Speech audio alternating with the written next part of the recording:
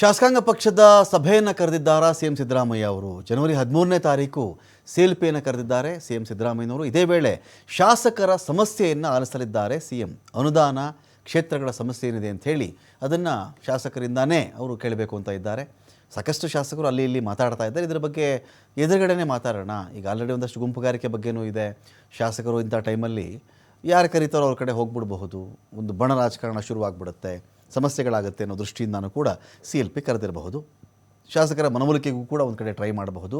ತರಾತುರಿಯಲ್ಲಿ ಕಾಂಗ್ರೆಸ್ ಶಾಸಕಾಂಗ ಪಕ್ಷದ ಸಭೆಯನ್ನು ಕರೆದಿರೋದು ಯಾಕೆ? ಎಐಸಿಸಿ ನಾಯಕರು ಇದರಲ್ಲಿ ಭಾಗಿಯಾಗ್ತಾರಾ?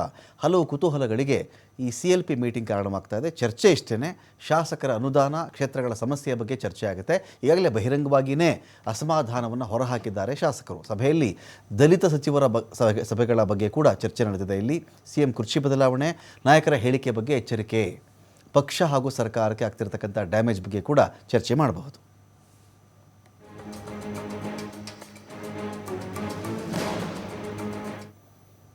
ಬಣ ರಾಜಕಾರಣ ರಾಜ್ಯ ಬಿಜೆಪಿಯಲ್ಲಿ ಹೆಚ್ಚಾಗ್ತಾನೆ ಬರ್ತಾ ಇದೆ. ರೆಬೆಲ್ಸ್ ತಂಡಕ್ಕೆ ಪರೋಕ್ಷವಾಗಿ ದೆಹಲಿ ನಾಯಕರೇ ಸಹಕಾರ ಕೊಡ್ತಾ ಇದ್ದಾರೆ. ಕಾರಣ, ಅಕಸ್ಮಾತ್ ಒಂದು ಬಣಕ್ಕೆ ಎಚ್ಚರಿಕೆ ಕೊಡುವುದಾಗಿದ್ದರೆ, ಅದು ವಿಜೇಂದ್ರ ಅವ್ರ ಬಣ ಆದರೂ ಆಗಿರಲಿ, ಯತ್ನಾಳ್ರ ಬಣ ಆದರೂ ಆಗಿರಲಿ, ಈ ಥರ ತಾವು ಮಾಡಕೂಡ್ದು. ಏನು ಈ ಬಂಡಾಯ ಕೇಳ್ತಾ ಇದ್ದೀವಿ ನಾವು, ಸುಮ್ಮನಿರಿ ನೀವು, ಸಭೆಗಳನ್ನು ಮಾಡಬೇಡಿ ಅಂತ ಹೇಳಬೇಕಾಗಿತ್ತು.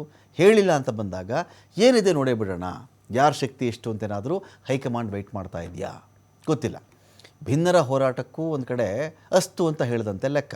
ವಿಜೇಂದ್ರ ಬಣಕ್ಕೂ ಕೂಡ ಬರೋದು, ಕರೆಯೋದು, ಮಾತಾಡೋದು ಇದು ನಡೆದೇ ಇದೆ ಅಲ್ಲಿ. ಹಾಗಾದರೆ ಹೈಕಮಾಂಡ್ ಯಾರ ಕಡೆ?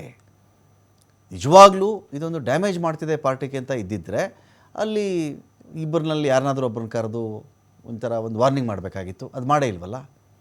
ಹಾಗಾಗಿ ಇವರಲ್ಲಿ ಯಾರು, ಏನು, ಎತ್ತ, ಏನು ಕತೆ ಅಂತ ಏನಾದರೂ ಅವರು ವೆಯ್ಟ್ ಮಾಡ್ತಾ ಇದ್ದಾರಾ? ವೆಯ್ಟ್ ಮಾಡಬೇಕಾಗುತ್ತೆ. ಇದರಲ್ಲಿ ಹೊಸ ವರ್ಷದ ಆರಂಭದಲ್ಲಿಯೇ ವಿಜೇಂದ್ರ ದೂರನ್ನು ಅಮಿತ್ ಶಾ ಅವರು ಆಲಿಸಿದರು. ಈಗ ಭಿನ್ನರ ಬಣದ ವಕ್ಫ್ ಹೋರಾಟಕ್ಕೂ ಕೂಡ ಶಹಬಾಸ್ ಅಂತೇಳಿ ಬಿಜೆಪಿ ನಾಯಕ ಹೇಳಿದ್ದಾರೆ. ಬಿಜೆಪಿ ನಾಯಕರ ಈ ನಿರ್ಧಾರದ ಹಿಂದೆ ಏನಿದೆ ಗೊತ್ತಿಲ್ಲ.